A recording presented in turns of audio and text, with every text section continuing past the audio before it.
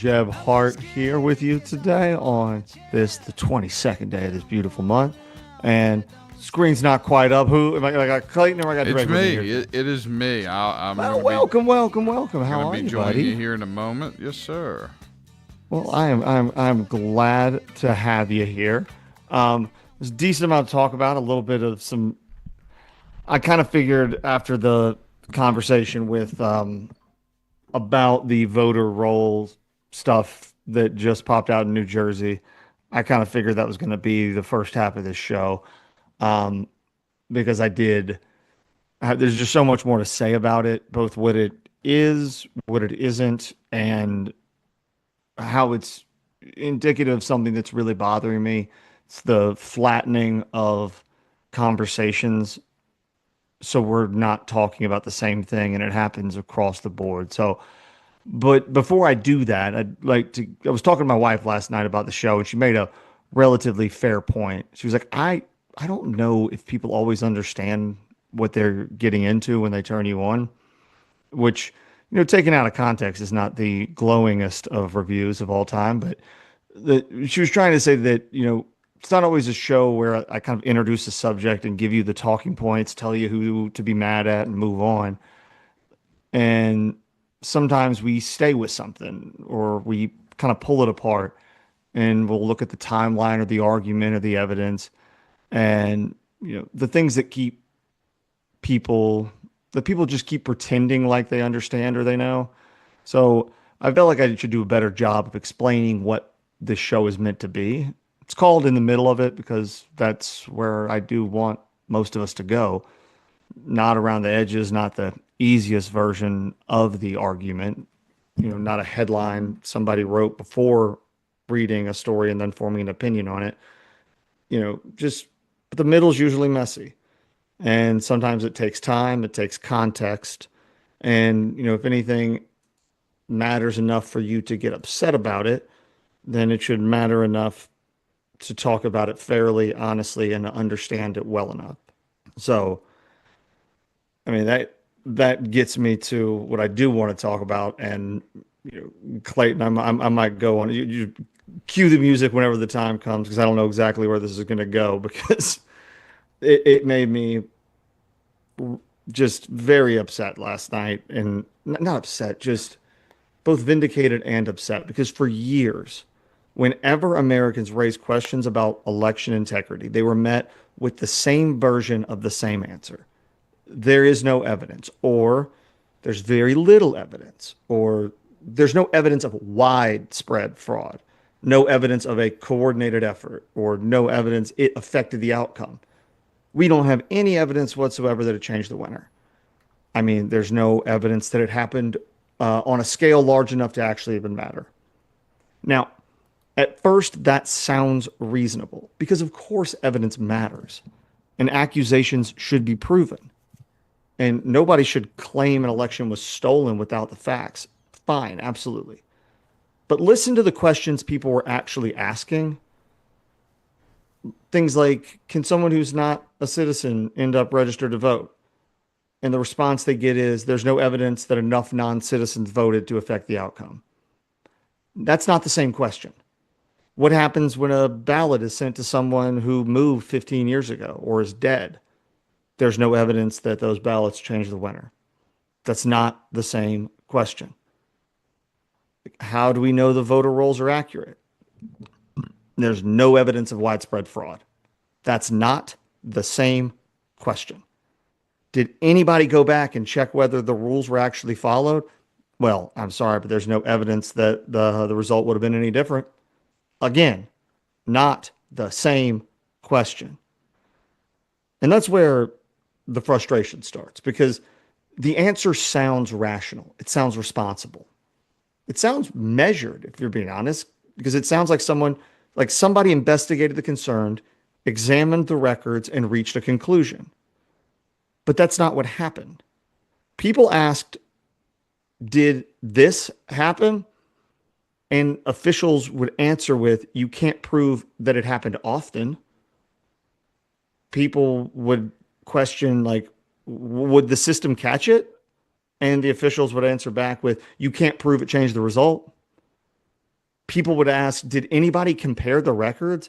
And the people in charge would say, you can't prove that the renter's wrong. No, that's not how this works. Like you don't get to answer a question that nobody asked and then congratulate yourself for being the adult in the room. You don't get to take the question of did this happen and replace it with can you prove that it changed the election? That's not your job to do. That's your job. Like you can't take the question of did anybody double check this and then answer the question with can you prove the winner was illegitimate? You don't get to move the burden 5 times, then answer the fifth question and pretend as though you resolved the first. But that's exactly what they did.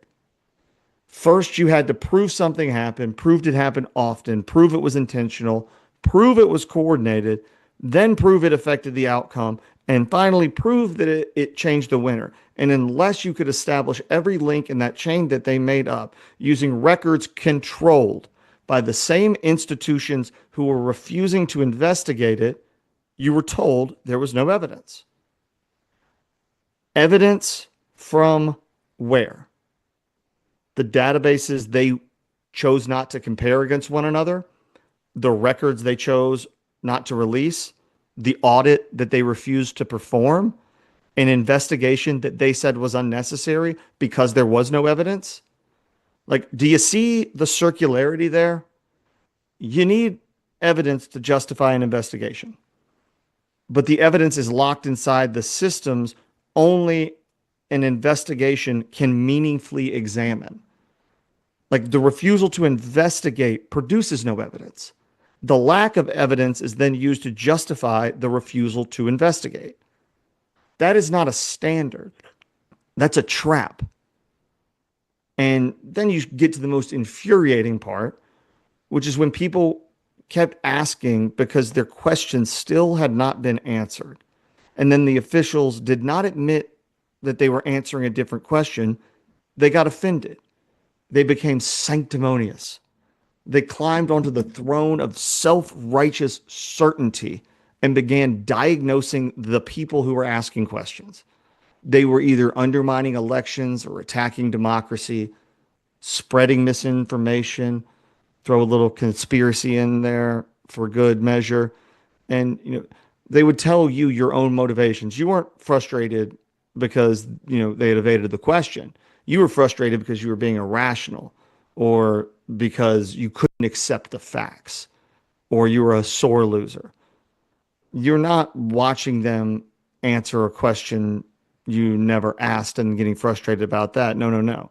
You are apparently too detached from reality to even understand their answer. And that's what makes it so enraging. It's not merely that they were wrong, not simply that they failed to look, but that they used their own failure to look as a platform from which to sneer at people who asked them to do their jobs. They did not compare the records. They called you dishonest for asking what the records might show. They didn't audit the rolls or clear them up and then called you dangerous for asking whether the rolls were even accurate. They didn't examine the citizenship data. They called you delusional for asking whether non-citizens could be registered. They didn't trace ballots and then you were called anti-democratic for asking, where those ballots went. They chose not to look into their own files and stood in front of the country and announced that there was nothing in them. There was no evidence because they did not look. There was no evidence because they didn't compare. There was no evidence because they didn't audit. And there's no evidence because they didn't even investigate anything. And then they had the gall to cite the emptiness of the record that they refused to create as proof the concern was imaginary. That's not caution. It's not rigor. It's not responsible government, certainly. That is an institutional arrogance dressed up in the costume of a reason. And when they were finally forced to look when they were either sued or an audit was forced from above, records were demanded or subpoenaed. Whenever they got to that point and their own officials had to examine their own systems, every single time they found something. Not always fraud or coordination, not always enough in their words to have changed the outcome. But they found something, a registration that shouldn't have existed, a record that definitely should have been removed a long time ago, some count that didn't reconcile cleanly, come together, the count was off, some safeguard that didn't work, or some procedure that nobody followed. They can look at some database that had never been checked against another database. Like a problem they had spent years assuring the public was either impossible, insignificant, or some imaginary delusion of their conspiracy theoried brain. And then the language changed. Before they looked or were forced to look, there is no evidence. After they looked, there's no evidence it was widespread. There's no evidence it was coordinated. Then you move to there's no evidence it affected the outcome. No evidence it changed the winner. I mean, before they looked, the problem didn't exist. After they looked and found it, the problem then didn't matter. And that's the game and that's the pattern. And that's why people are angry. Not because every suspicion was proven or every election is stolen or every error is fraud, but because officials repeatedly confused we haven't found anything with it doesn't exist. And then when they finally are forced to find it, they started to confuse it didn't change the winner with don't worry, we were right all along. No, you were not right all along. You may still be right, and some particular failure may not have changed the outcome. You may be right that some small error wasn't a coordinated effort or that, some particular problem was limited, but none of that excuses the original dismissal. None of that justifies the contempt. And none of that changes the central fact that there was no evidence because they had not done the work required to find it. And then when they were finally forced they were forced to do it outside of their own means to do the work, they found problems that they had previously assured the public didn't exist. And this is where we get to New Jersey. And because this is the most recent example, because approximately 6,600 non-citizens were improperly registered through the DMV system there. And they weren't people who apparently had some sophisticated method of deceiving the government. They told the government on their license registration they weren't citizens.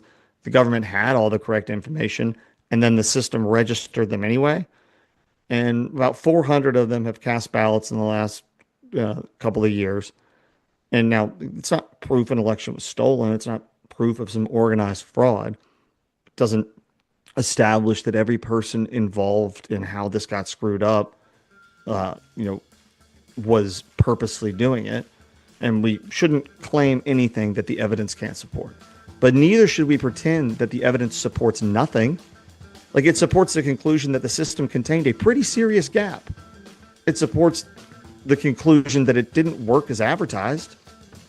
And I'm cooking on this. We're gonna go to break. We ain't done here, people. But thank you all for being in the middle of it. I'm Jeb Hart, and I'll get back to this in just a few.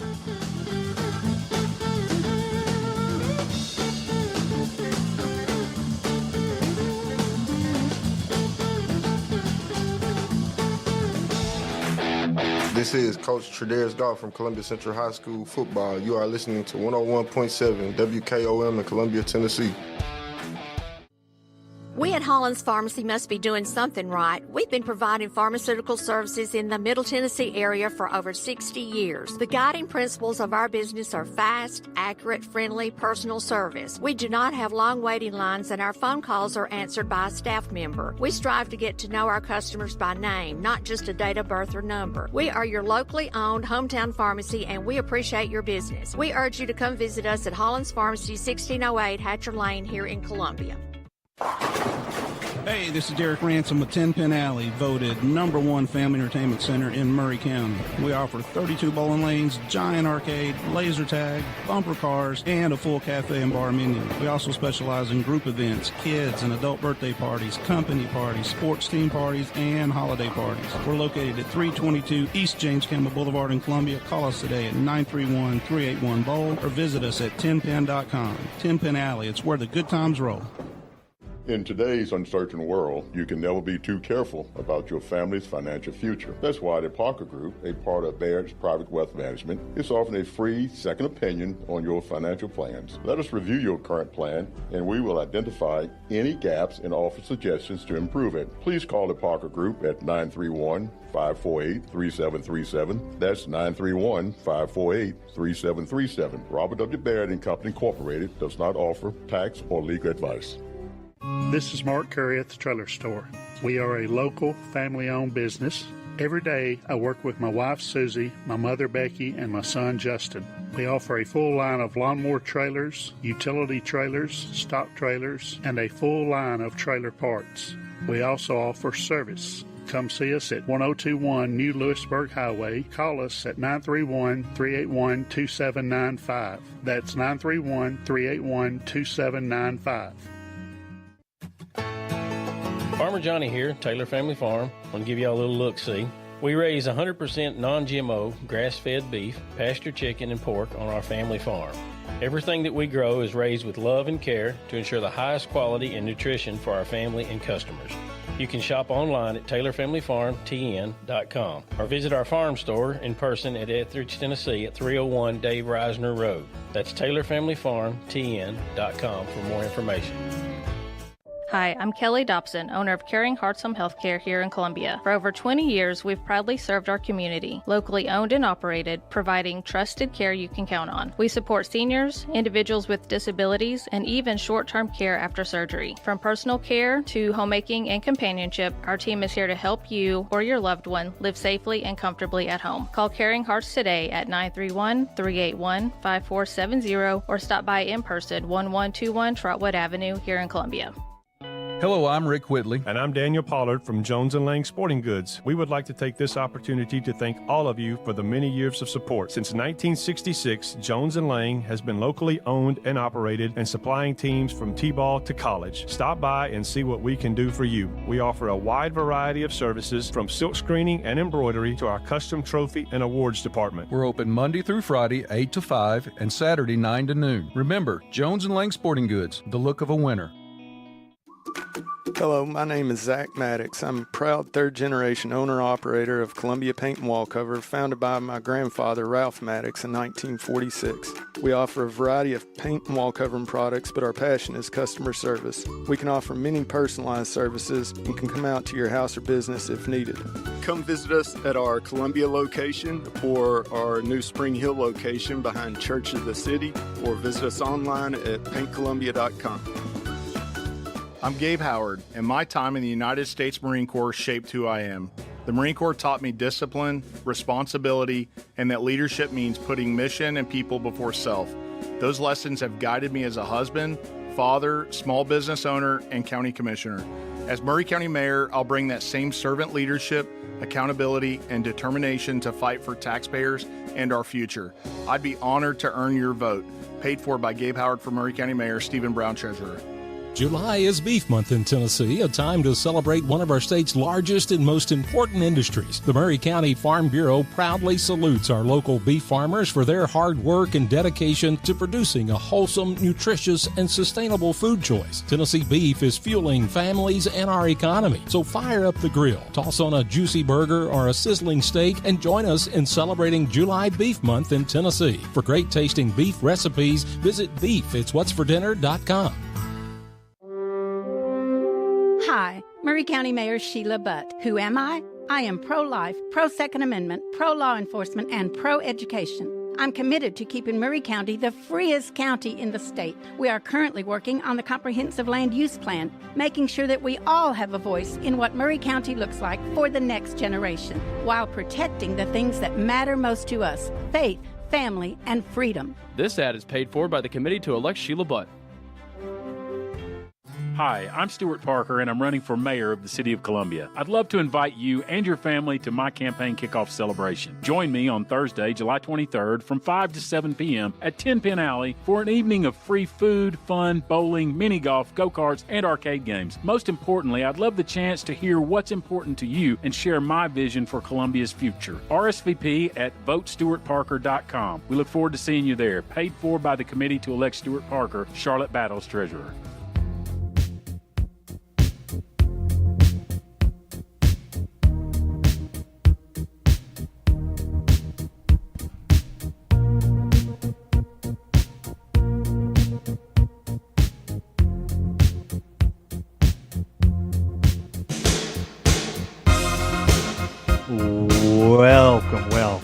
Welcome back into the middle of it. I'm Jeb Hart. Happy to be here. Happy y'all are here. And happy that Clayton Harris is here with me engineering today. And on this, the 22nd day of, and I feel really bad, Clayton. I haven't wished you a happy Tennessee Beef Month yet this month, and we're 22 days in. Well, I don't think I've told anybody this publicly. My family, my wife, and everybody knows. I actually have been diagnosed with alpha-gal. The tick thing? Yes, and it is a very unfortunate event for me because I love beef, man. And Bill Gates got you. That's what the conspiracy theorists say. Yeah, man. And you look at the areas affected by it, Tennessee, Arkansas, Alabama, like all the southern states that border Tennessee essentially have really got a huge uptick in alpha-gal. So, yeah, it sucks, man. It really I'm sucks. really sorry to hear that, man. I'm sorry making light of it a little bit because I know it's a serious thing. No, But I had an incident down when we were down in West Palm Beach, Florida, and my wife had gotten me some French fries from a Steak and Shake. Didn't eat a burger, nothing like that at all. But man, I got just violently sick after the French fries from Steak and Shake. And you know so did why? you go into a doctor after like a few incidents of, because I don't know how long. I'd be fascinated to know how long it would take me to know that, because I'm so not in tune with my body. Like I'll eat, like my wife knows that she is allergic to something called titanium dioxide. It's a ingredient that's in some toothpaste and some makeup. And her only allergic reaction is occasionally she gets zits. She tracked that down. I will eat Taco Bell and break a toilet and be like, that was weird. Anyway, moving on. And I never put two and two together. Like it's just not part of the way that it's dumb. I'll grant you that, but I don't know how long it would take me to realize that. So is there like a blood test they take for it? Or? It's a sugar molecule that they look for that is in the tick and also in the human, that is put in the human. And by the way, if you have alpha-gal, do not eat the French fries at Steak and Shake because they are fried in beef tallow, which is why they're so good and why they're so bad for you. And I tell you what, you look at their numbers, they have a lot to be happy about. The last quarter of 2025 and then so far this year, their numbers are through the roof. Steak and Shake? Yes, it's because of the Maha thing. I really believe that. The beef tallow, Robert Kennedy was there. They really are trying beef tallow is a lot healthier. There's a place in Chattanooga called the Tallow House. It's got one of the better burgers I've had, and their fries are great. It is same with those the tallow chips you can get from, I think it's Mazza is the name of the company. And yeah, just the seed oils and all that stuff. There are some of those things that are just relatively simple fixes for things that cause a lot of problems that I remember, don't taste any different. I remember Better. growing up as a kid, like beef was like the enemy. Like red meat, you don't need to eat red meat. You need to eat chicken. And we didn't. We ate a lot of beef, but things that they said were bad for you, like butter, fats, things like that, actually turned out to be pretty good for you. So, Well, I mean, that. I would love to, in a different segment, go down the complete BS that was the food pyramid, how it became a thing, who made it, why they made it, and what was going on with that, because that is just a innocence lost of a childhood and something that you just assumed. And I'll try to get into that in the later segment, but I am still cooking on this, New Jersey thing because the principle of it all, because people were asking the right question. The government just kept answering a different one. Before they compared any of the records or looked into any evidence, they said there's no evidence. After they were forced to compare some records, they say, okay, yeah, it happened, but there's no evidence that it changed anything. That's not vindication of an earlier dismissal. It's just a retreat from it. Like, the failure didn't suddenly become real when the officials acknowledged its existence. It was already real. The admission merely ended their ability to keep pretending there was nothing to find. So for years, people were asking, are non-citizens being registered? And they got answered with, there are very few prosecutions of non-citizens voting. That's not the same question. People would ask, are government agencies like comparing citizenship information that they already got with the voter registration records? And they got back, well, election fraud is extremely rare. It's not the same question. Are your voter rolls accurate? You get answered with, the election was certified. It's not the same question. People would ask, did anybody actually investigate that vulnerability? They would say, there's no evidence that it affected the outcome. And for the thousandth time, it's not the same question either. There may have been no evidence because nobody had done the work necessary to find it or disprove it. That's the point that people have been making for years. Not that every suspicion was correct or rumor true, or that the election was in fact actively stolen. What they were saying is, you can't honestly tell us this doesn't happen when you have not built a process capable of determining whether it happens at all. And so instead of confronting Political that obvious leadership. problem, You don't have a. oh, I don't know who that was. Hi. So instead of confronting the obvious problem in front of them, the officials in charge attacked the people asking the question. They treated a request for some sort of verification as an accusation. And if you were inquiring about maybe doing an audit, it was some attempt to overturn an election. They treated a request for transparency as an attack on democracy. And then they used their own refusal to investigate it as evidence that the concern was unfounded. Like, think about how absurd that sounds anywhere else. Like, imagine a business owner announces that no employee has ever stolen money at his company. And then you ask him, like, all right, that's awesome. Did you audit the books? No. Have you ever checked the cameras? No, not really. That's the other guy's job. You like do your own inventory, compare with sales? Nah, don't do that. Like, have you ever asked whether anybody has investigated any missing money? No, not unless the employees confess. But he confidently assures you that no employee has ever stolen. It's non-existent because he hasn't discovered any. And even if very little theft occurred, he says there's no evidence that it affected the company's, overall profitability. Again, it's not the question. The question was whether anyone was stealing. That is not evidence that nobody is. It's evidence that the owner built a system almost perfectly designed not to be able to catch anyone, and then changed the subject from theft to quarterly earnings. And that's what this whole there's no evidence has far too often meant in this election integrity debate. Not we looked carefully and found nothing. It's we barely looked.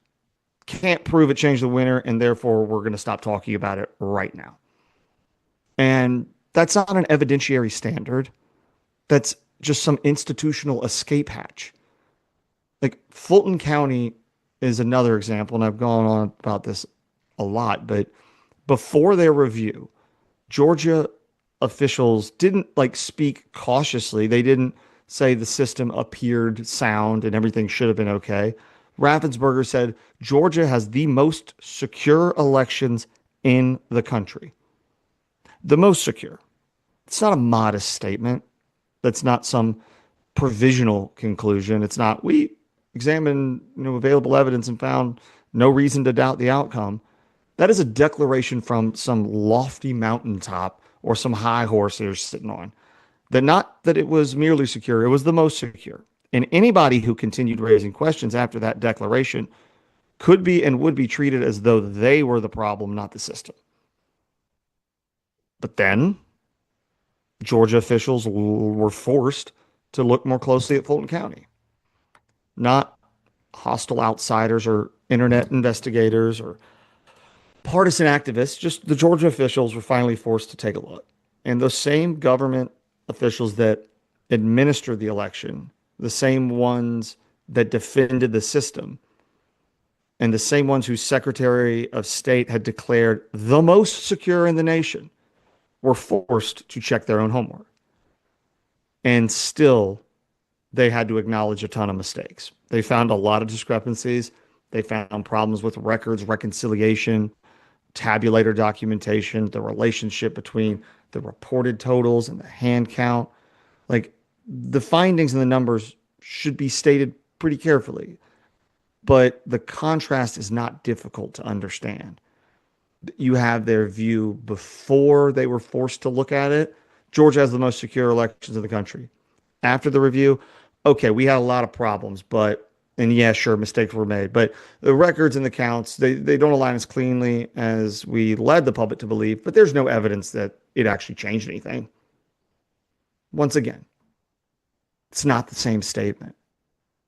There were no meaningful problems is not the same as there were problems, but we don't believe that they changed a winner or the counts matched is not the same as the hand count reported totals that didn't perfectly align, but the discrepancy was not, outcome determinative, as they often say. The procedures were followed is not the same as, okay, some of the procedures were not followed, but officials concluded that the certified result remained valid. But yeah, we didn't follow a lot of those procedures. And the later conclusion might be true, but it does not vindicate the earlier self-certainty. And remember, who was conducting the review? You say Georgia was checking Georgia. The state was examining an election the state itself had administered. The people evaluating the failures were grading their own work and then had every institutional incentive to describe the problems as narrowly as possible. They had every political incentive to defend the confidence that they had already projected. And even while checking their own homework, they still had to admit that they got a lot of stuff wrong. And that's important because when an institution investigates itself and still finds so much failure that it can't even massage out, that failure is not a fantasy invented by critics, nor is it misinformation or a conspiracy. And we are going to break, and I will get into this and more when we get back. See y'all. Just a few.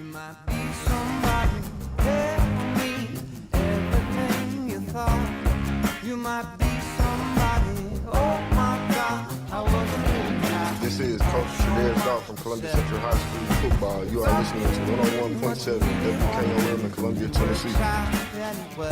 Hi, I'm Robert Rogers at Parks Motor Sales Buick GMC. And I'm Michael Parks Lawrence at Parks Motor Sales Buick GMC. Together, we're Mr. Bobby Parks' grandsons, and we run his dealership, and we are glad to be part of our local community. Being family-owned and operated, we invest heavily in our community. We do things like sports teams, schools, bands, you name it. We try to help everybody we can. The reason why we do this is because we all love love this community. So come do business with us, your neighbors, at Parks Motor Sales in Columbia, Tennessee, right off Nashville Highway, or at parksmotorsales.com. A name Columbia has trusted. Tillis Jewelry on the Square. Discover beautiful diamonds, gold, timeless gifts, and custom design, all with a personal service that has made Tillis Jewelry a local tradition. Whether celebrating a special moment or simply finding something beautiful, the Tillis Jewelry team is ready to serve. One store, one focus, you.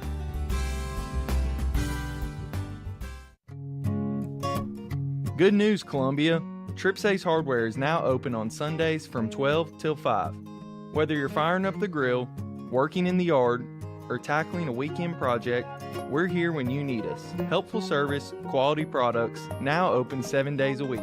Come see us on Sunday at Trips Ace Hardware at 112 East James Campbell Boulevard, Columbia, Tennessee. Your helpful place. Ace is the place with the helpful hardware, folks. Do you have trees that need trimming or removed? Do you have stumps that you want grounded? A1 Tree Trimming and Removal is a family-owned and operated business local to Columbia and Lewisburg. They also service surrounding Middle Tennessee. We are licensed and insured and provide free estimates. No job is too big, no tree is too small. Give old Luke a call or text Luke at 931-359-3113. Or you can check them out on Facebook and tell A1 Tree Removal that you heard this ad on the radio. If you love America, then you will love A1 Tree Removal.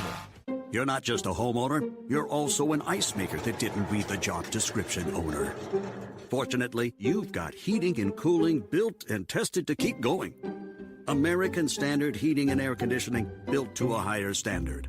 Call Davis Heating and Cooling at 931-388-2090 for all your home comfort needs. Davis Heating and Cooling is your local independent American Standard dealer and proudly serves the Murray County area. Find Davis Heating and Cooling online and on Facebook or call today, 388-2090.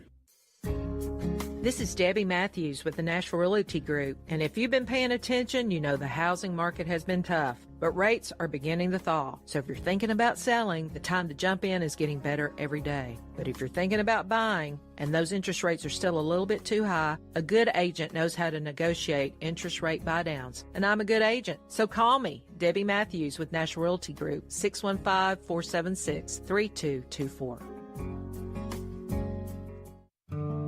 Hi, I'm Matt Perales, manager of Murray County Equipment. We help you with all your agriculture and construction equipment needs. We carry a full line of New Holland tractors from compacts to high horsepower. We have a full line of Gravely mowing equipment. We also have New Holland construction equipment, attachments, and accessories for your tractors and a complete parts department. We are locally owned and operated. Come see us at 1075 North James Campbell Boulevard or learn about us on Facebook or contact us at 931-490-8183. This is Trip Stoltz with Columbia Ace Hardware. I love listening to 101.7 WKOM FM, Columbia, Tennessee. Experience snoring, trouble sleeping, daytime exhaustion? All of these could be signs of a sleep disorder. Dr. Samini Uman is bringing her sleep practice to Middle Tennessee, offering both clinic and online appointments with proven results. Telehealth appointments with no waiting rooms, home and in-lab sleep studies with local sleep lab partnerships, including Williamson Med Center. Visit oursleepdoc.com or call 615-302-8039. Your path to better sleep starts here. The President of the United States, Donald J. Trump. Marsha Blackburn is an incredible person.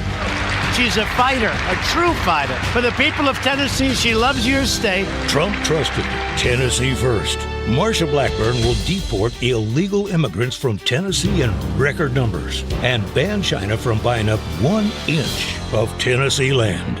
Marsha Blackburn, a very, very early supporter of ours, a really wonderful woman. A rock-solid conservative who will fight the woke agenda, deliver results, and never, ever back down.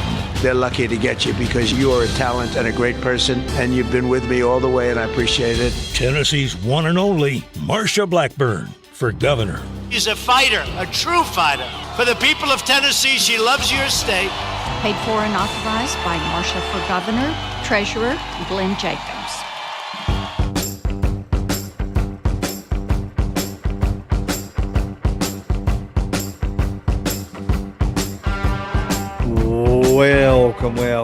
Welcome back into the middle of it. Jeb Hart here with y'all on this 22nd day of Tennessee Meat Month that Clayton is not observing this year due to he's been befallen. It's not by choice.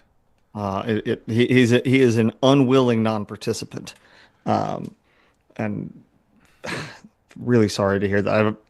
I've heard a decent amount about that becoming more prominent, and I also have gone down the conspiracy rabbit hole on it because it does seem a bit engineered, just from a scientific standpoint about how the molecules function and everything. So that part is unique, but yeah, I mean, there's been people, I've seen people on panels talk about how this would be a good thing if humans got this because it would reduce the consumption of, essentially it would help with the battle against global warming, essentially. And it's just insanity. I hope, obviously, that I'm not part of some poisoning or some genetically modified, tick that's been dropped into the state of Tennessee and throughout the Southeast. I'm not saying that at all. But I have had a lot of people say that to me. So, it's... You can take the good. You can take the good with the bad. Because, I mean, if you can't have the red meat or burgers and things like that, you get a little, tighten it up, get in shape, get it together. Same thing I always thought that if I ever was starting to lose my hair, I would have to look at it as, all right, now you got to get in really good shape because a chubby bald white guy is not a great look. But if you get in shape, you can get your Statham on, and you have a beard with the bald hair, and it's not a bad look. So it would force me to actually get in shape. I don't think that's something I'm gonna have to worry about. Knocking on wood. Hopefully, I think you're well on your way to being okay. So I don't think we're gonna have to worry about that bald bearded look. I'm just saying about finding the silver linings and things. Well, the silver lining is that I do like chicken. I do like chicken, and I had fish and chips for the first time in a while over the weekend. So, yeah, we'll see. We'll see what happens, but hopefully they'll have a cure. I'm sure that's what will happen. I'm sure they'll have a cure or a vaccine. They do make Afgal-free pork, and essentially, there's some very few people, but there is some alpha-gal-free beef out there allegedly. But really, Jeb, the only way you can control that is to make sure that those animals aren't infected with the same tick and that same molecule that I have. I mean, because I you know how I started noticing? I noticed that there was sometimes I would eat a steak and I would be perfectly fine. And I always eat my steaks medium rare, same way, only way to cook a steak. But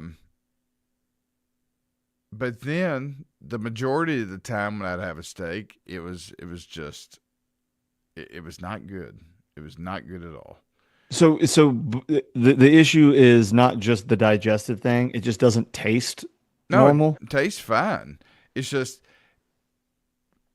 you gotta, there's some cuts of meat out there where perhaps a cow made it through its life without getting bit by a tick that has the same sugar molecule that was in the tick that bit me, right? And so I don't get sick. But you're just a Wagyu man now. Well, an A5 Wagyu. It's gonna just price you at a house and home. That's the only way they're gonna be able to control this is to put these animals in controlled environments where they're not where ticks are not allowed to be around them. And I'm telling you, this is going to be a huge issue for the beef industry and for the pork industry because the hundreds of thousands of people like me have been diagnosed with it, and it's gonna end up hurting their numbers. They're gonna need to find a cure. If a giant swath of the population is physically incapable of consuming their product, it's not going to be beneficial for a bottom line. No. So either they're gonna have to somehow, and I don't know how that would work, somehow keep these animals in a controlled environment where there's no ticks, where they're not infected with the same molecule, where then people could eat Afgal-free meat. But I'm telling you, man, anything with hair, I can't have it. Can't have it. That's a brave new world for you. It's terrible. It's awful. And I know there's other people. My cousin has it. I have a cousin that has it. Got bit by his reaction's different than mine. He actually swells up. He woke up one night bleeding on his chest where he had scratched himself so much. Oh wow. Yeah. It's okay. That was my question. Is it like a standard just post Taco Bell in college reaction for most people, or are there varying forms? It varies on the individual. I get violently sick. I can't stop. Last time I got sick, I ate the beef tallow fries. I was puking for 12 straight hours. It's not ideal. No, it was not. But so there's not a taste difference, because I know there's some things like, there's some people that like despise cilantro. Mm-hmm. There's a percentage of the population that has a chemical thing to where cilantro tastes like soap. It does not taste like the way that anybody who doesn't have that, predisposition, it doesn't taste like the way we taste cilantro. It tastes like they put a bar of soap in their mouth. Yeah, I've never experienced anything like that. Okay. Well, I am glad you didn't. Yeah. And I'm sorry that you're going through it. But man, I'm still not done being angry about this whole thing, because it's something I've talked about a ton, strictly because it was so frustrating to be told that the question that you've asked was already answered when they just were answering other questions, and then telling you you're ridiculous because you're being like, wait, I'm sorry, not to be rude here, but that wasn't what I was asking you about. Because none of this stuff directly proves that the outcome changed, but it does prove that the original blanket competence or dismissal was completely undeserved.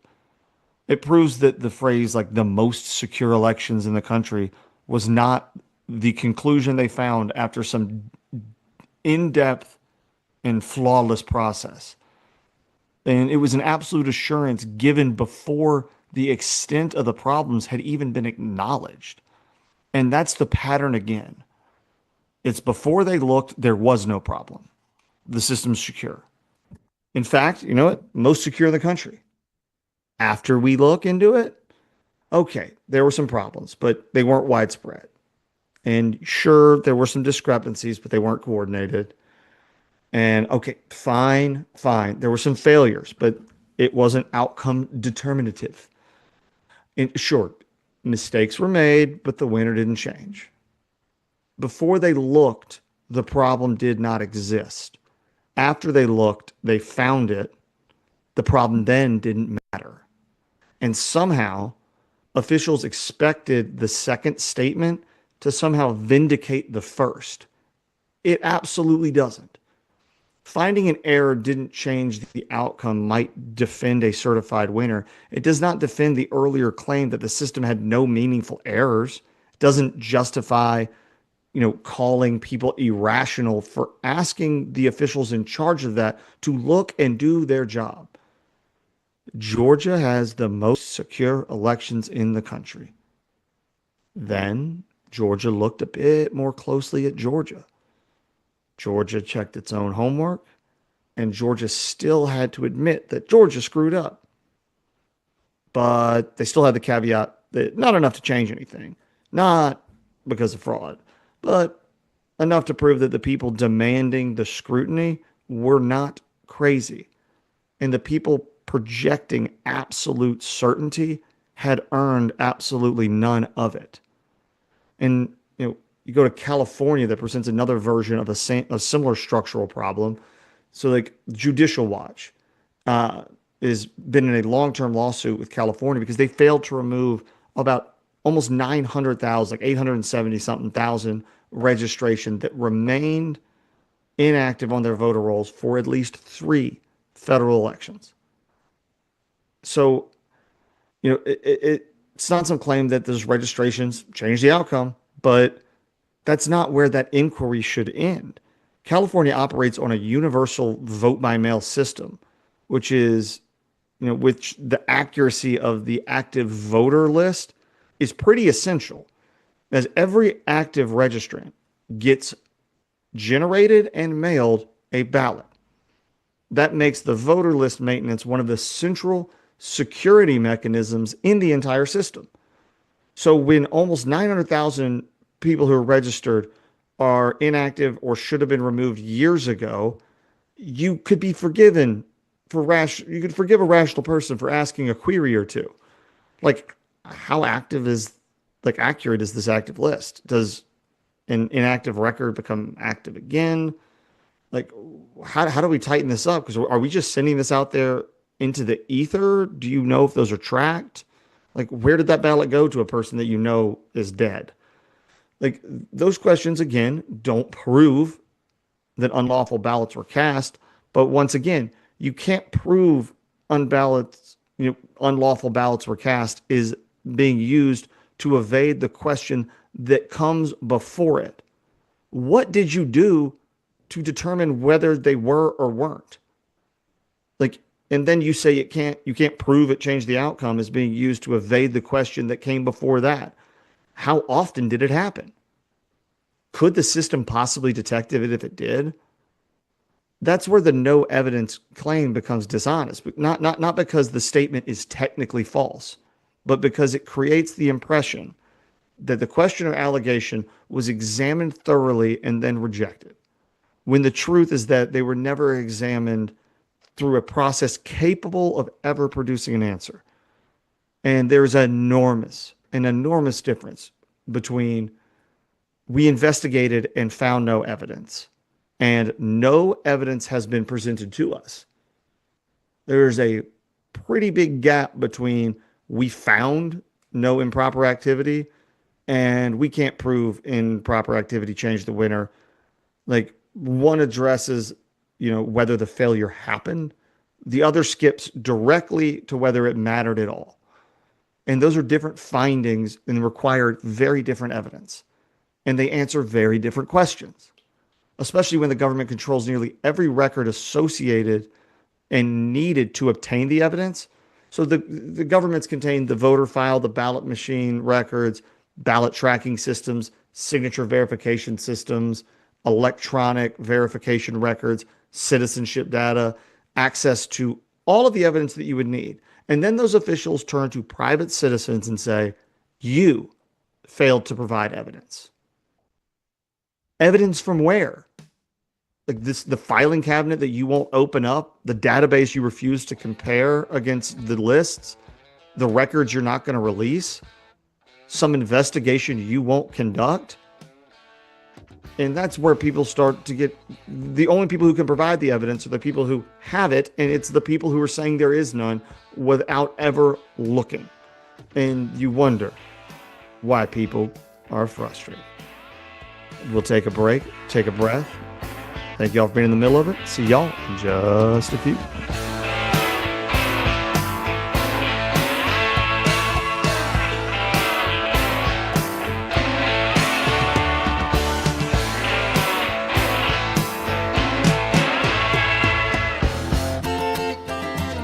Dr. Middle Tennessee, we love it. Breaking news this hour from Town Hall. Amit Thomason. President Trump is putting Iran on notice, warning Iran it will lose a bridge or a power plant each and every time it fires on a ship in the Strait of Hormuz. Secretary of State Rubio says Iran cannot be allowed to control that strategic waterway. If we create a precedent in the Middle East where a nation state can decide that they are going to control an international waterway, charge a toll, and if you don't pay them, blow up your ships, we have created a very dangerous precedent. The U.S. has carried out an 11th night of military strikes on Iran. It is one of the U.S. president's most solemn duties. Today, President Trump attending the dignified transfer ceremony for 4 U.S. service members recently killed in the Mideast. Along with the military aspect of the Iran war, Secretary of War Hegseth also dealing with having to pay for the conflict. He's fighting that battle on Capitol Hill this week. Hegseth provided the new estimate, a $95 billion package, during a combative Senate Appropriations Committee hearing. Several times, protesters interrupted his opening remarks. The supplemental funding request is not a substitute. The Secretary outlaid the FY26 budget request. On the readiness front, we requested $21 billion. On the capabilities side, we requested $46 billion. Hegseth said the supplemental war funding is an urgent, necessary injection of money, a generational investment in the military. Bernie Bennett, Washington. Large swath of the east has been pummeled by severe storms, flooding rains, fierce winds. Among the hardest hit states, West Virginia. Governor Patrick Morrisey has placed all of the state's 55 counties under a state of emergency. Flooding is widespread. Tropical storm Bertha expected to make landfall along the Louisiana Gulf Coast late tonight or early tomorrow morning. On Wall Street, the Dow is up 58 points, the Nasdaq 74 points lower. More on these stories at townhall.com. Are you tired of feeling lousy? Maybe you had a scare at your last checkup or just walking hurts? When enough is enough, call PhD Weight Loss. When I had enough 4 years and 53 pounds ago, I knew I couldn't do it alone. I'm Mike Gallagher for PhD Weight Loss. Best phone call I ever made. They were right with me. They still are today. Right now, mention Mike. You'll get 2 free weeks added to the program, and they'll pay for the cost of your food. $1,500 value. Call 864-644-1900, 864-644-1900, or visit myphdweightloss.com. Hi, I'm Kirk Cameron. Christian Healthcare Ministries is not another health insurance policy. If you're tired of restrictions, CHM offers anytime enrollment on your schedule at half the price of traditional marketplace plans. See why believers across the nation are better with CHM. Get started by calling 1-833-JOIN-CHM and use promo code WELLNESS for a 50% credit towards your first month. That's 1-833-JOIN-CHM and use promo code WELLNESS. Ukraine is pushing ahead with its fight against Russia under new military leadership. President Zelensky has fired his army chief after public pressure, announcing his successor. Making the announcement, the president thanked General Syrski and said a significant path had been traveled. His replacement is the much younger Mihailo Drapati, a man with a distinguished record of his own and, crucially, a friend of the ousted defense minister Mikhailo Fedorov. Mr. Fedorov called his appointment a breath of fresh air and a renewed source of hope. That will go some way towards reassuring thousands of protesting Ukrainians that their voices have been heard. But they will also want to know that Mr. Fedorov, seen as the driving force behind much of the military's recent innovation, will continue to play a central role. The BBC's Paul Adams. At least 999 people have died from the Ebola outbreak in eastern Congo, the grim toll in what's already been declared the fastest Ebola outbreak in history. Townhall.com. Not so fast on the release of a Columbia University activist. A federal appeals panel in New York reverses a lower court decision ordering the release of pro-Palestinian activist Mohsen Madawi, a legal permanent resident, opening the door to his re-arrest. Madawi is a student protest organizer who the Trump administration spent more than a year trying to deport. He's been appealing a removal order in immigration court. In their unanimous decision Tuesday, the panel found the federal judge overstepped by intervening before the case moved through immigration courts. The ruling mirrors a separate appellate panel's decision earlier this year against Mahmoud Khalil, a former classmate of Madawi's at Columbia University. Julie Walker, New York. OpenAI says its artificial intelligence system hacked into another AI company, all on its own. OpenAI calls it an unprecedented cyber incident. More on these stories, townhall.com. No one wants to deal with a plumbing, electrical, or HVAC emergency. It's even worse when you're not sure what it'll cost, when it'll get fixed, or if someone's just selling you something. When you call Hiller, you can trust our experts to actually solve your home's problems quickly. And with true transparency pricing, you know the price you're told is the price you'll actually pay. Book online now at happyhiller.com. Happy you'll be, or the service is free. Call the Happy Face Truck today.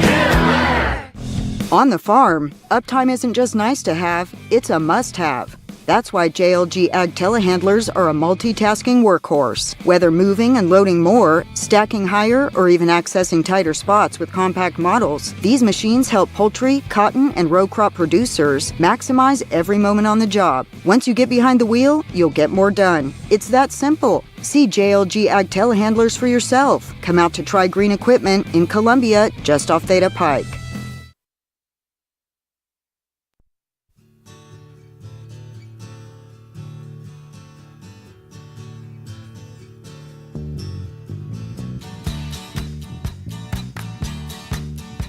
Welcome into the middle of it. We are in our second hour. Thank y'all for being here with me. I'm Jeb Hart and got Clayton Harris on the producer controls today. Morning to you, Clayton. Good morning, Jeb. Yeah, I might have spent the first hour just complaining wildly about just this idea of flattening arguments. I think that's kind of what I'm trying to get at, is that, for so long, people were having different conversations, getting more and more frustrated with one another. And either it was intentional to not answer the question or they believed that they were. Either way, people are asking different things, receiving different answers, and then everyone gets more and more frustrated. And then it can go down some rabbit holes that go different directions. And there's this habit in modern politics that once you recognize it, it becomes impossible to ignore. We're all very well aware how often it happens with Trump. But like, someone hears the beginning of an argument, decides what the rest of it must mean, then fills in the blanks with the worst possible assumptions, and then attacks the version that they invented. Not the actual argument, not the evidence or the policy, a caricature that they drew. And this connects, pretty directly to the way we talk about elections and institutions and political legitimacy. The debate gets flattened before it ever begins. Someone raises a question about an election, the question is immediately told, and then that becomes an attack on democracy. If someone has a reasonable question about how some institution operates, and then that becomes some demand to destroy that institution at the studs, flattening of an argument is the tool. Because once you reduce an argument to its most extreme possible version, you no longer have to answer it. All you got to do is condemn it. And this week, we got, an additional perfect example of how this works. Because the director of the National Museum of American History, Athena Hardig, she went before a House subcommittee, Smithsonian, lady who runs the Smithsonian, and amongst many other museums.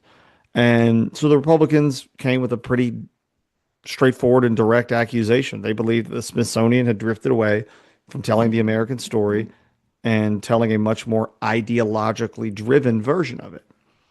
And Tennessee's own Tim Burchett, who chaired the hearing, said that ideology had worked its way into the museum's exhibits and its educational material and its internal planning. His basic point was, instead of telling the story of a country built around powerful ideals that, while it has not always lived up to, has always strived to, the Smithsonian had increasingly started to tell a story of one long struggle between oppressors and oppressed. And this hearing didn't come out of nowhere. The White House already laid out the case in a lengthy report released around July 4th. And you don't need to walk through all 162 something pages of it, but the central accusation the evidence laid out was that the museum had become captured by an activist worldview. The report argued that the founding fathers, the revolution, and early American history had been pushed further into the background, and that the museum was not doing enough to mark the 250th. It pointed out that the institution was using exhibits, teacher resources, educational programs to push political ideals rather than present simple history. And Democrats came back with the exact opposite argument. They said that the administration was trying to bully museums, discredit historians, and then gain control over how the American story is told. And during the hearing, there was a few Quasi, I forget, I don't know how to say her name properly. Quasi Mufi, it was a representative from the Democratic side, gave the most emotional version of it and spoke about the National Museum of African American History and the culture, and that Black history was sacred and that it is precious and that it would not be erased. And that's a powerful statement. But it's also the exact moment where you can see the flattening happen in real time. Because the original dispute was not over whether Black history should exist or be taught. It was over the fact that parts of the Smithsonian had allowed ideology to shape how history was interpreted, taught, and presented. That's not the same argument. But almost immediately, the debate was turned into a fight between people who want to protect Black history and people who supposedly want to erase it. And that was not the fight that was ever taking place. It was a fight created after the original argument got smushed down. A debate about ideology, historical interpretation, and like institutional judgment was recast as a debate over whether Black history should exist at all. That version is easier to understand. It's a heck of a lot easier to weaponize. And most importantly, allows people to avoid the argument that was actually being made. And it goes without saying, slavery happened, Jim Crow happened, lynchings happened, discrimination happened. Black Americans were excluded from political, economic, and social life across this country. That history is real. It should be taught, displayed, and deeply understood. Not softened, not hidden, not removed because it makes somebody uncomfortable. And the lady from the Smithsonian kind of herself made a fair point in her written testimony, where she said that, when historians reframe a traditional narrative, that doesn't necessarily mean they're erasing it. Sometimes it means adding evidence or voices, and it objects that earlier versions left out of history. And I think she's right about that. Adding missing history is not erasing history. Telling the hard parts of the American story is not anti-American. A country, that can't confront its own failures never can really understand its own achievements. But preserving Black history is not the same thing as endorsing this ideological framework used to interpret it. That's the distinction that people keep avoiding. Like, parts of the Smithsonian were not simply presenting history. You could see this in material that they published, circulated, and used under their own institutional letterhead. It showed up in educational resources, workplace guidance, and it showed up in these planning documents and training manuals. Some of the material is crazy. It said, and this is 100% true, that ideas like objectivity, urgency, written standards, measurable results, individualism, and I kid you not, politeness were features of a white supremacy culture. So this criticism isn't based on a rumor. It's not based on what somebody assumes Smithsonian officials might secretly believe. It's based on the language the institution itself was willing to publish publicly and promote. It's not some minor editorial disagreement. It raises a fundamental question about what historical institutions are actually supposed to do. Because there's a difference between teaching history of racism and treating objectivity as a racial problem. And there's a gigantic gap between documenting discrimination, telling people that it happened to understand it, and then the jump to saying that basic professional standards are racially coded. Like, it's not the same thing. But the moment you point that out, the argument gets flattened. Trump criticizes the ideological material that is inherently absurd in the Smithsonian. The response becomes Trump wants to erase Black history. Trump has a rational question about the institution's editorial judgment. Response is Trump does not want Americans learning about slavery. They say parts of the institution have become a bit too politically captured. Trump wants his propaganda. Like, notice what disappears. Nobody has to defend the actual material. Nobody has to explain why a historical institution was publishing language that treated objectivity and politeness as a racial problem. Nobody has to answer the criticism. They can simply assign the ugliest possible motive and then move on. And that's why flattening the debate has become such an effective political weapon. It removes the difficult parts, things such as evidence or distinctions. It removes the burden of having to explain your own position. And then all you're left with is a tight slogan.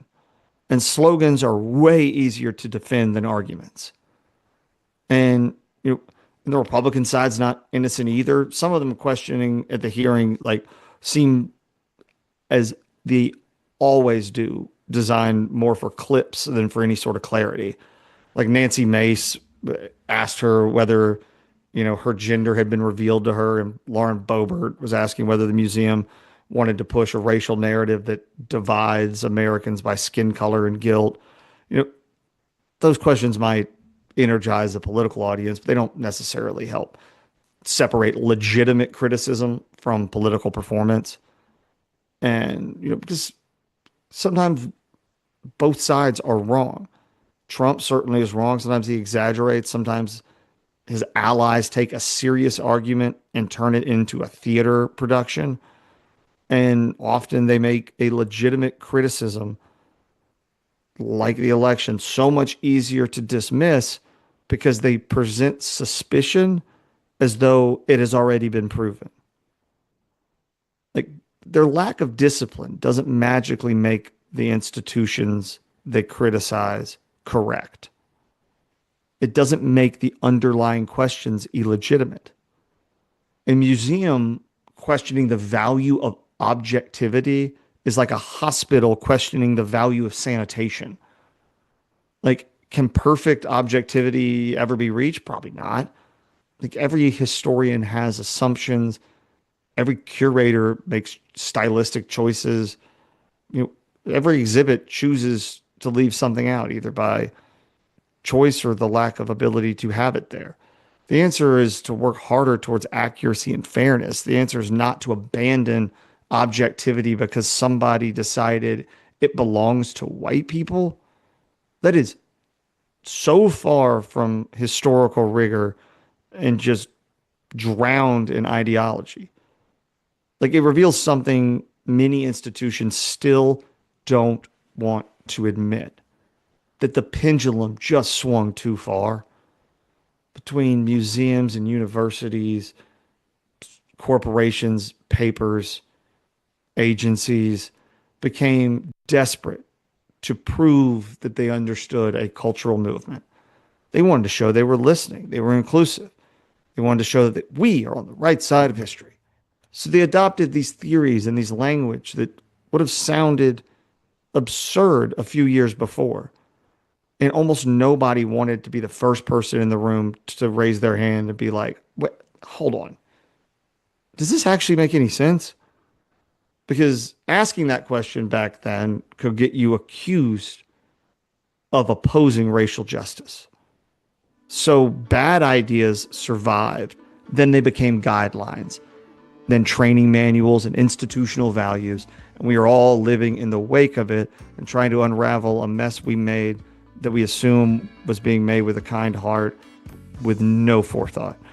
And we can get into that and much more when we get back. See y'all in just a few.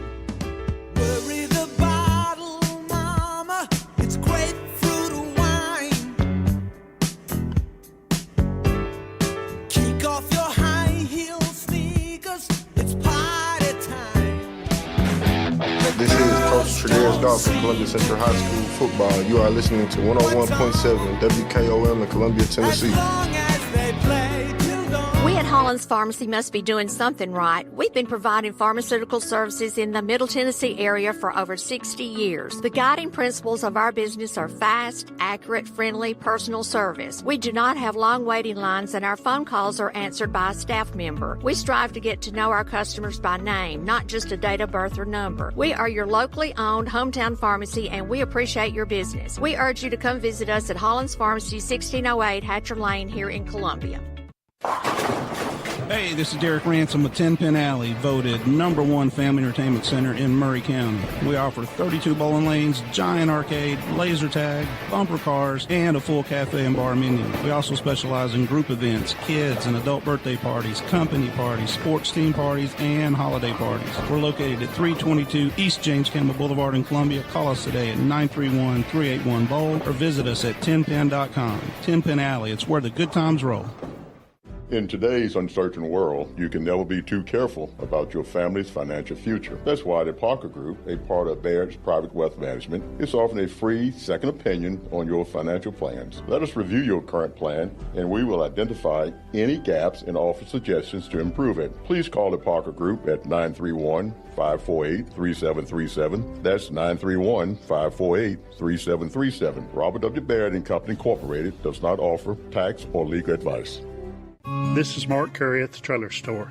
We are a local, family-owned business. Every day, I work with my wife, Susie, my mother, Becky, and my son, Justin. We offer a full line of lawnmower trailers, utility trailers, stock trailers, and a full line of trailer parts. We also offer service. Come see us at 1021 New Lewisburg Highway. Call us at 931-381-2795. That's 931-381-2795. Farmer Johnny here, Taylor Family Farm. I want to give y'all a little look-see. We raise 100% non-GMO, grass-fed beef, pasture chicken, and pork on our family farm. Everything that we grow is raised with love and care to ensure the highest quality and nutrition for our family and customers. You can shop online at TaylorFamilyFarmTN.com or visit our farm store in person at Etheridge, Tennessee at 301 Dave Reisner Road. That's TaylorFamilyFarmTN.com for more information. Hi, I'm Kelly Dobson, owner of Caring Hearts Home Healthcare here in Columbia. For over 20 years, we've proudly served our community, locally owned and operated, providing trusted care you can count on. We support seniors, individuals with disabilities, and even short-term care after surgery. From personal care to homemaking and companionship, our team is here to help you or your loved one live safely and comfortably at home. Call Caring Hearts today at 931-381-5470 or stop by in person, 1121 Trotwood Avenue here in Columbia.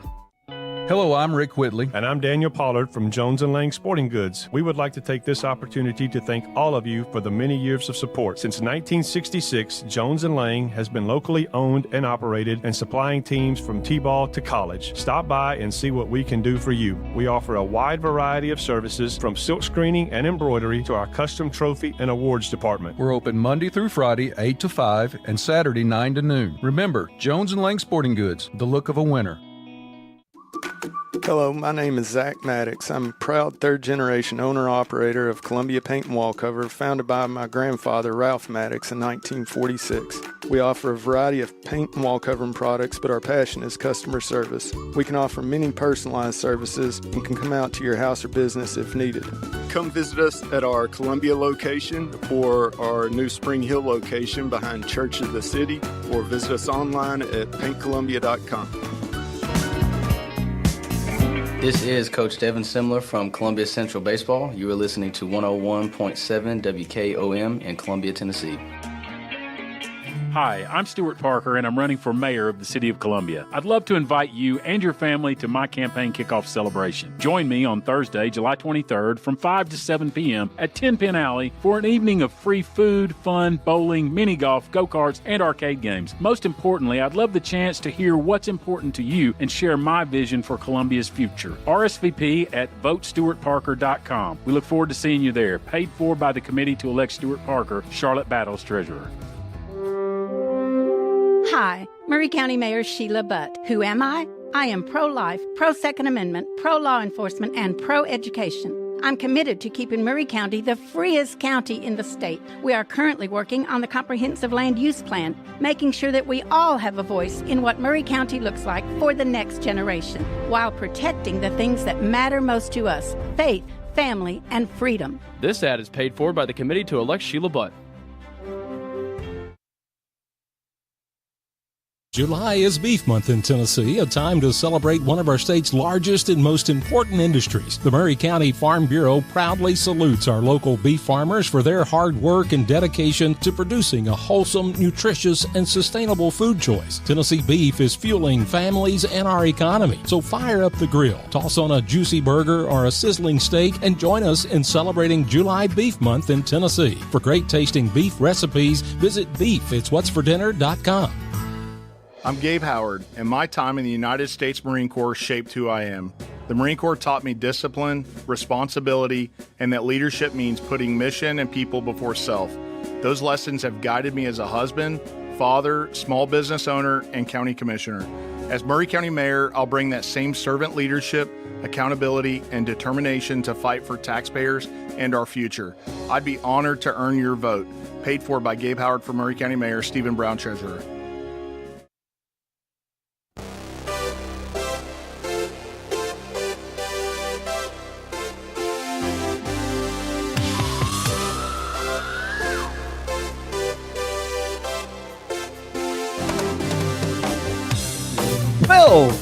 Welcome back on this Wednesday, the 22nd, into the middle of it. I'm Jeb Hart, happy to be here with y'all, and I am happy to have Clayton Harris here with me this morning. Clayton, I've been talking far too much. What's on your mind? Man,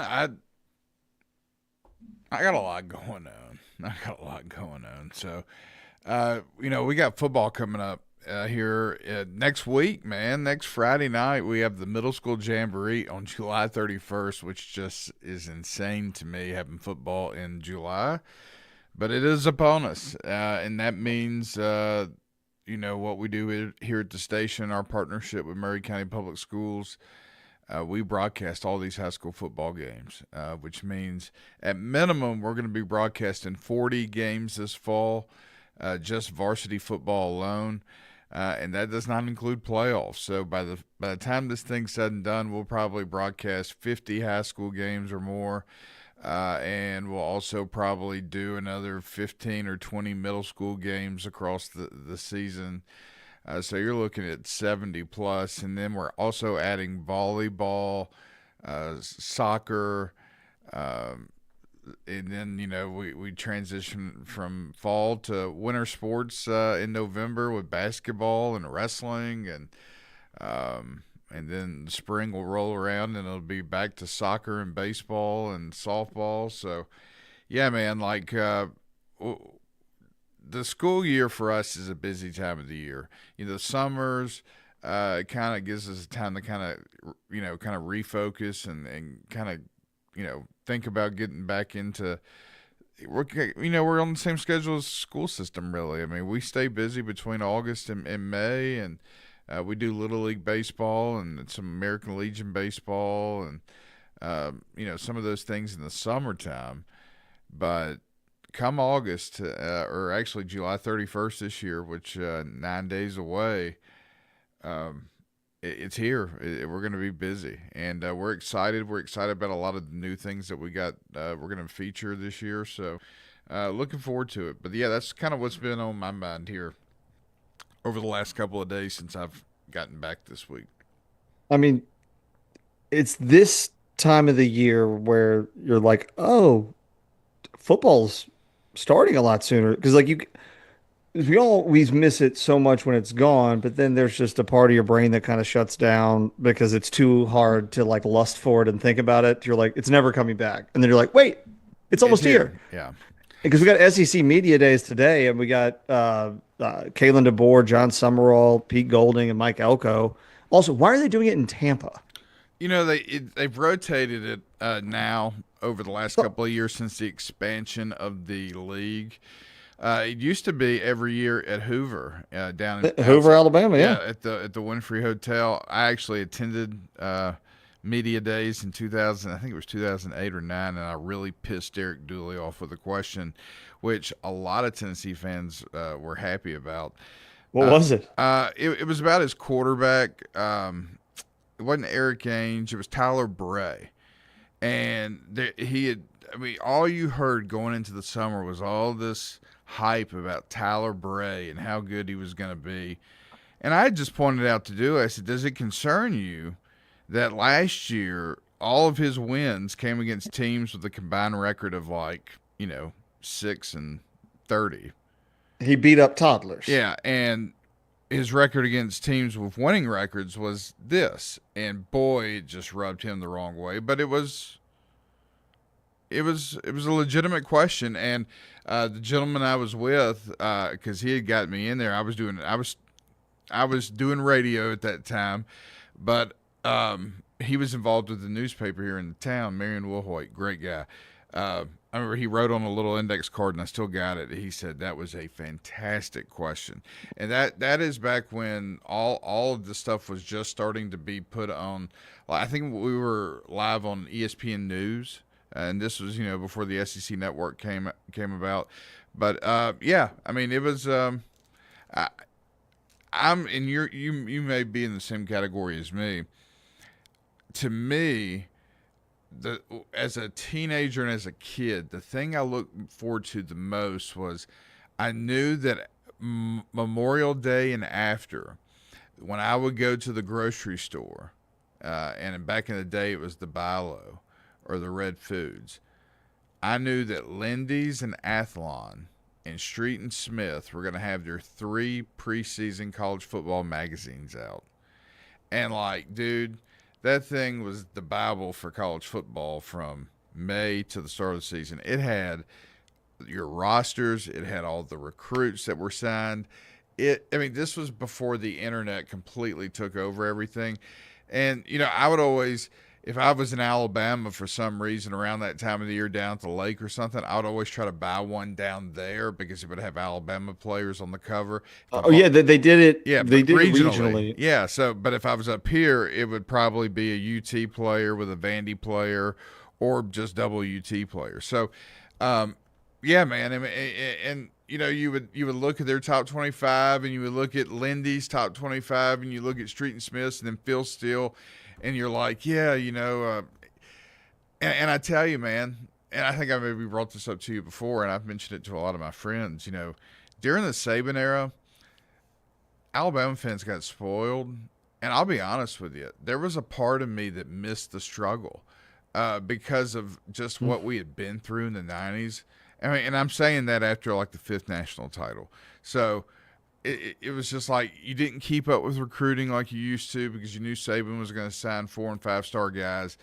I can remember being a sophomore in high school, getting on the internet to find out on the first Wednesday in February, did we get Brody Kroll? Did he end up signing with Alabama out of Rainbow City? It's just things like that were huge. We didn't get Tim Tebow, which was really, really that one hurt. But when you look at history, it probably got us Nick Saban. We probably would have had Mike Shula another year or two if they had signed Tebow. So, yeah, man. But that part, I completely agree with you because I grew up in Atlanta, so I'm a Falcons and Braves fan. Yeah. I went to Ole Miss. I'm an Ole Miss fan. I lived in Memphis in my 20s. I'm a Grizzlies fan. So not a single. The Braves have won 2 titles in my lifetime, 95 and 3 years ago. And then the Falcons have been to 2 Super Bowls, 98 and then 28-3. So no team that I've ever rooted for has ever been good. And when I started watching soccer years and years ago, before 2012, when I was in high school, so probably 2005, I had a friend that was a Manchester United fan. And so I just started cheering for Manchester City just to screw with them. That was it. And they were not good. They were in the Premier League, but barely in it. And then they were one of the first teams that got part of the, sports washing. Sheikh Mohair purchased them, put a ton of money into it, and then they became unbelievable. And the first one they won in 2012, one of the greatest games ever, was unbelievable to watch. And then as time went on, I stopped caring as much because winning became an expectation. Right. And so like once you start to not enjoy a win because you're like, obviously we got to win that. Like the joy becomes less, the anxiety becomes more, which is why you kind of retreat from it because the day to day. Because when like at the start of the season for every football team, there's hope. Yes. And that's what gets you going. I mean, you look at Indiana last year, I mean, hope can build. But when you have an expectation that is basically perfection, you don't have hope, you have dread because the only thing you can do outside of achieving that one thing is just fall short of it. And it's weird to say because I stopped watching I used to get up at 6 in the morning to watch Manchester City games. And because I was, before they got good and I was very proud of myself for that. But then after they got so good and they won like 4 titles in a row and I just didn't find the time to turn them on or get up at 6 in the morning to watch them. And just because I figured, we're playing Crystal Palace, we're going to win. I checked my phone, we won. But like that fan like heart experience kind of went away because they got too good. And I don't know what the middle ground balance of that is because you get that at Alabama where you're so much more terrified of losing than you ever would be excited about winning. Yeah, I mean, even when we were really bad, you go into every season thinking this could be the year. I tell That's you, the beautiful delusion of it all. It is, and as a child, I'm telling you, especially an Alabama fan living in Tennessee, from the time I was in 4th grade through my sophomore year of high school, it was hell. I'm telling you, it was hell because I was at Auburn was beating the brakes off of y'all all the time. Oh, I was at the game where Peyton Manning threw a touchdown first play of the game in Birmingham that started the 7-year win streak against Alabama. And like I empathize with Tennessee fans when I think about the streak that Alabama had up until 2022 with them. Like I had cousins and family members that didn't even remember the last time they had beaten us. They were just little. So I'm just glad the rivalry means something again, especially between Tennessee and Alabama, because that was, I can remember during the really heyday of the Saban era, 20. They'll smoke cigars every year. There was talk about dropping that rivalry. John Adams, sports writer at Knoxville News Sentinel, put it in there. And he waved a white flag. That might be the softest take I agree. of all time. I agree because I'm telling you, Jeb, a lot of people don't realize this. Alabama and Tennessee is the ultimate rival in the SEC. It's bigger. No, listen, they didn't play Auburn for Make your case. They did not play Auburn for over 50 years. The Alabama state legislature had to finally bring them in and say, listen, fellas, you're going to play or we're not going to fund either one of you. They couldn't agree on officials. They couldn't agree on where to play. And finally, the state legislature came in and said, you're going to play this game in Birmingham. And if you don't play this game, you're not getting any funding. So they ended up playing it. But from the early 1900s till the early 1950s, they did not play. So the rivalry was the whole Legion Field is trying to have the neutral and and that's where Alabama played all of their major home games. That's where they played Tennessee every year up until 2000. It's the worst stadium I've ever been to. But if you think about it, though, it's in a very dangerous location. But if you think about it,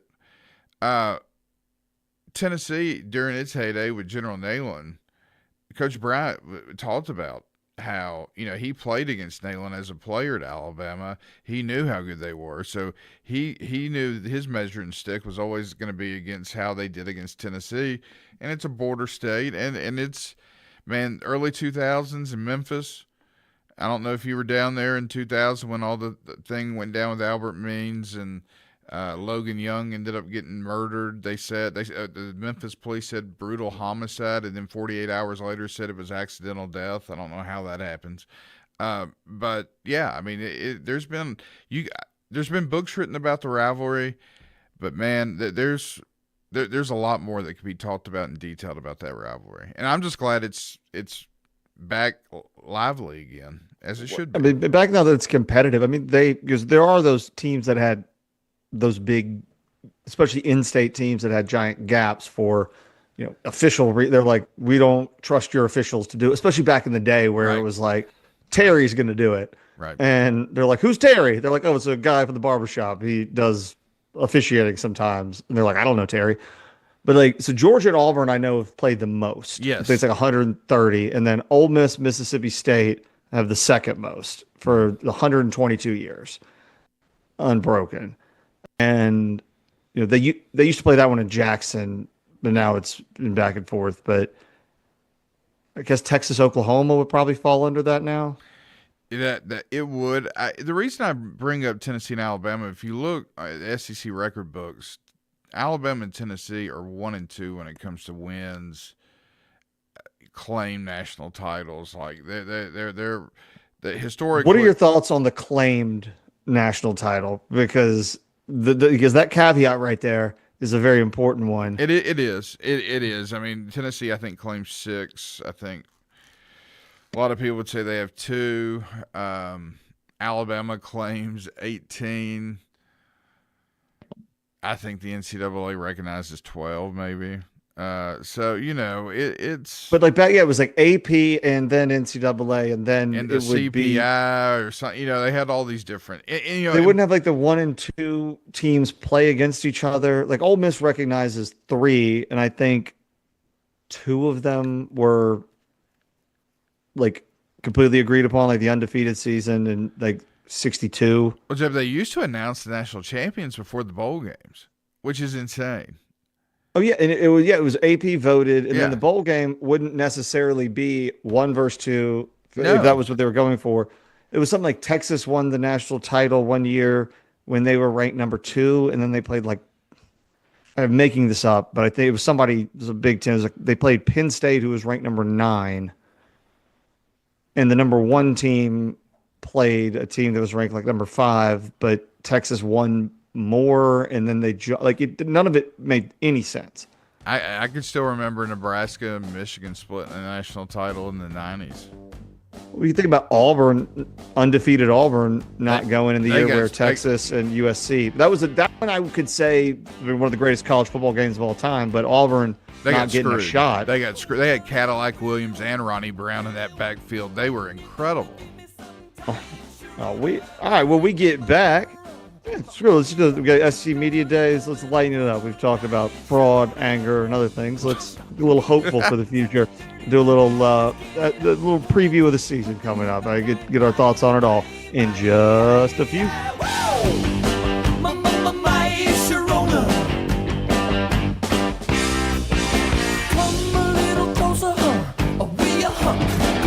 This is Coach Jeb Hart from Columbia Central High School football. You are listening to 101.7 WKOM in Columbia, Tennessee.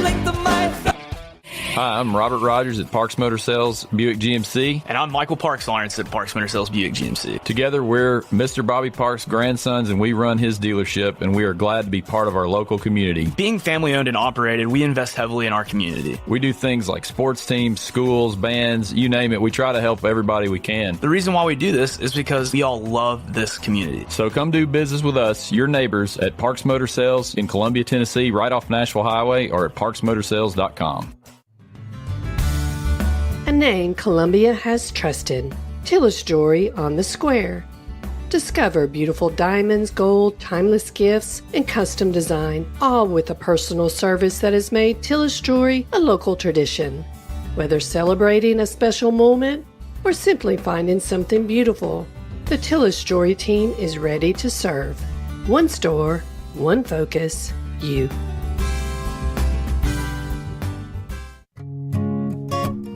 Good news, Columbia. Trips Ace Hardware is now open on Sundays from 12 till 5. Whether you're firing up the grill, working in the yard, or tackling a weekend project, we're here when you need us. Helpful service, quality products, now open 7 days a week. Come see us on Sunday at Trips Ace Hardware at 112 East James Campbell Boulevard, Columbia, Tennessee. Your helpful place. Ace is the place with the helpful hardware, folks.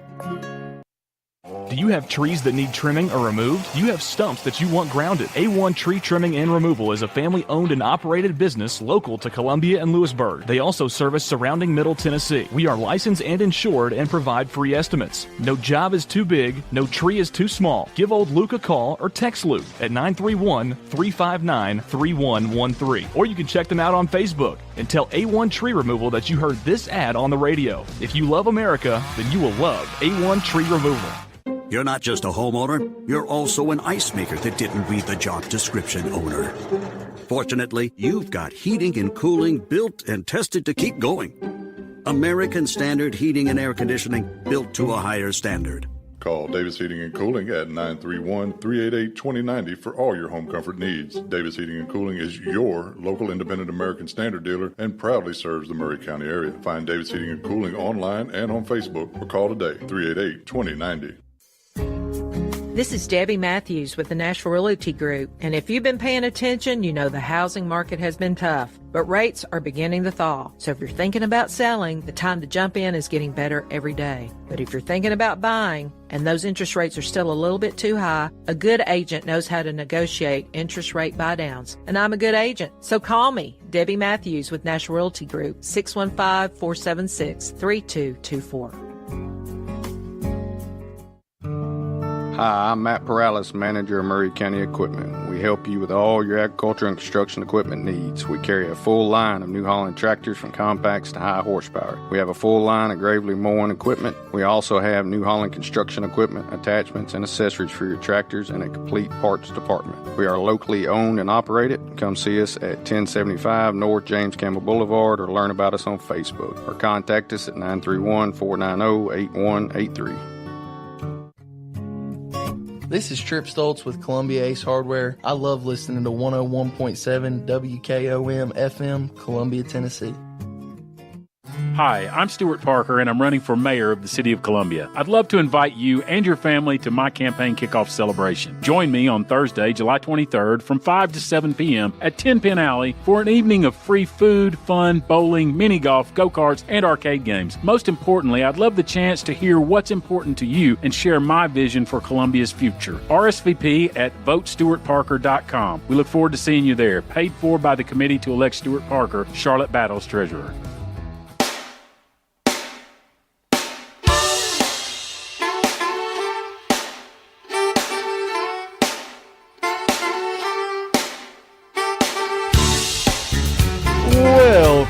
Welcome back into the final segment of In the Middle of It. I'm Jeb Hart, happy to be here with y'all. Happy to have Clayton Harris here with me today. Morning to you, Clayton.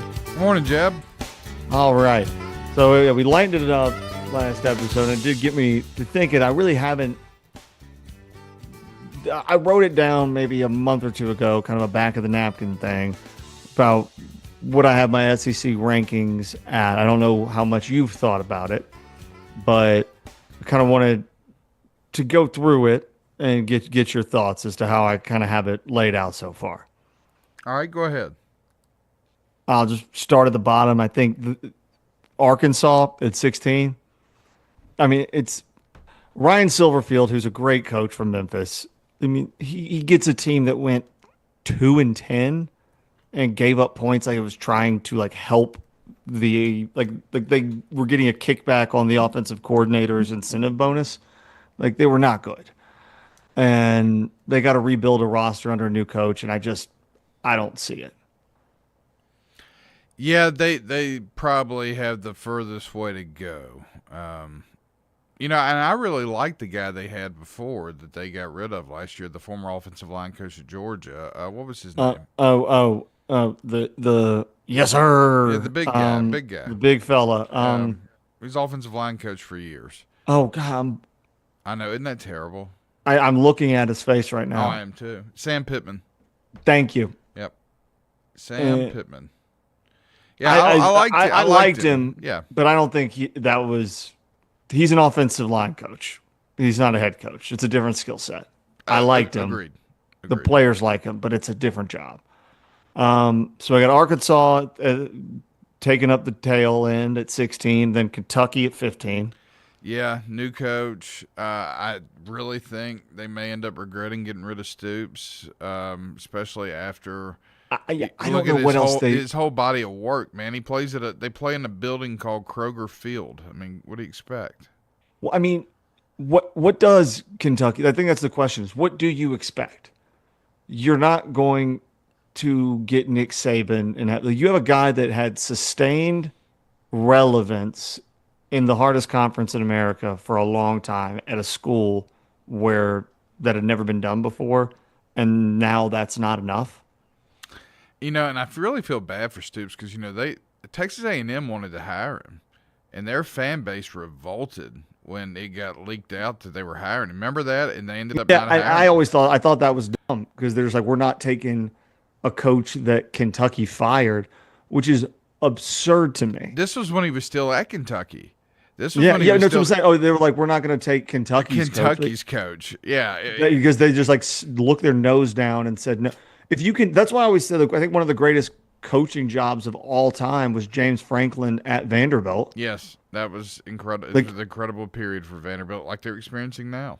Well, at that time, given their, their conference and then the region, who they had to play, what they before NIL, any of that, to pull that off in that conference against that competition with those sort of academic, handcuffs is one of the greatest coaching jobs of all time. Number 14, they got Mississippi State. Yeah, they're still trying to get over. They can score. Yeah, I do like Jeb Levy though. I think he'll be.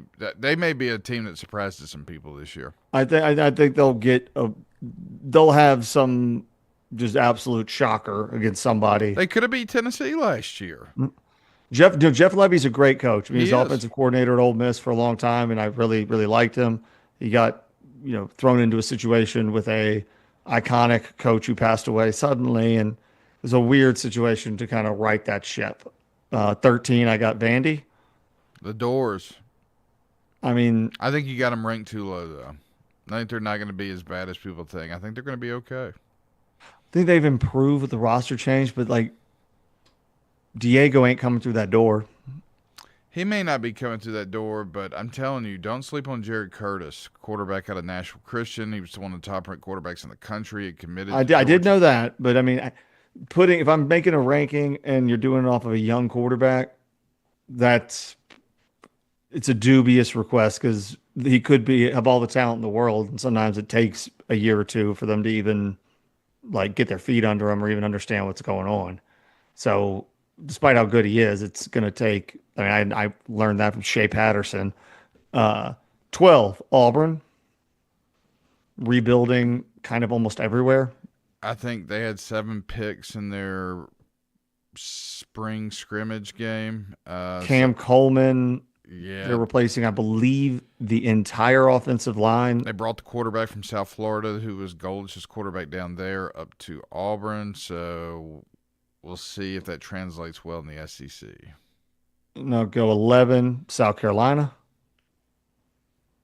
He better finish higher than 11th, or he's in trouble. I don't doubt that. 10, Missouri. Think they should be able to score. It's about right. Ahmad Hardy is one of the best players in the league. And Austin Simmons is good. I mean, Ole Miss's Austin Simmons is a heck of a player. Just got beat out, and he'll be there. 9, Florida. That's pretty optimistic for year one with Pat Summerall. I think they're dangerous. I'm just not ready to trust them. Yeah, in fact, I would probably move them down quite a bit. It'll be interesting. I think they're going to be outside the top 10. That's just my opinion. All right. Number 8. I don't know how many people are going to love this. Tennessee. That's about right. It's middle of the pack. They're having to replace a quarterback. And it sounds like it's going to be a freshman that's going to be the quarterback. And we all know that can be tricky. I think Jim Knowles is going to help. But, yeah, number 7, Oklahoma. Yeah, I mean, they had a good year last year. Made the playoffs. Yeah, I mean, I could. Yeah, that's about right. 6, Alabama.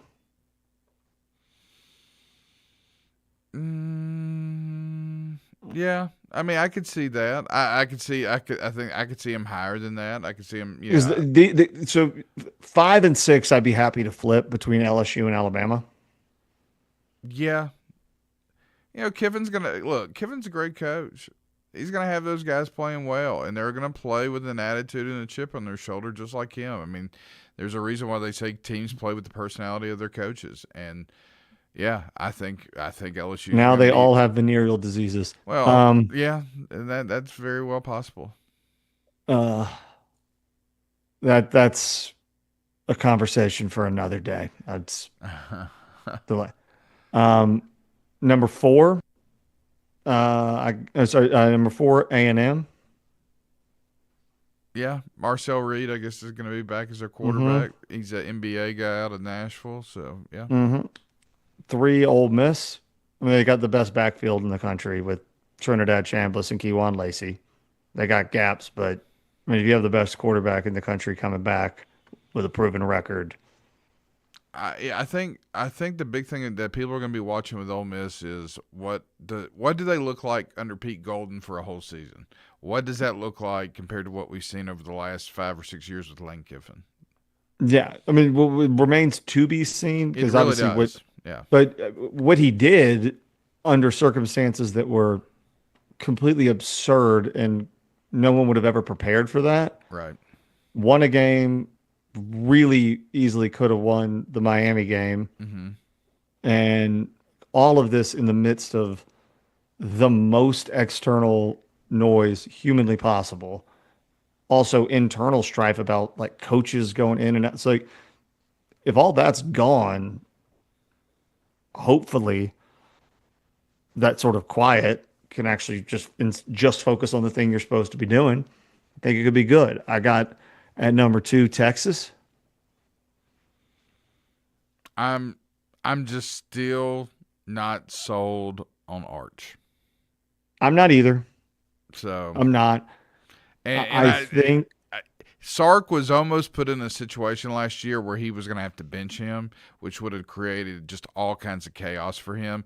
And I really do believe that when Arch was struggling first half of the year, that the sources that were leaking things like, Sark wants to go back to the NFL possibly. I believe that because I believed he was put in a impossible position. Impossible position. But also the fans are, and anybody judging him is in an impossible position because you're judging a first-year starting quarterback based on a standard of 2 Hall of Fame names attached to it and a recruiting history that everybody has to build to. I mean, everybody can always talk about that, Peyton Manning's first rookie year in the NFL, he threw the most interceptions of all time.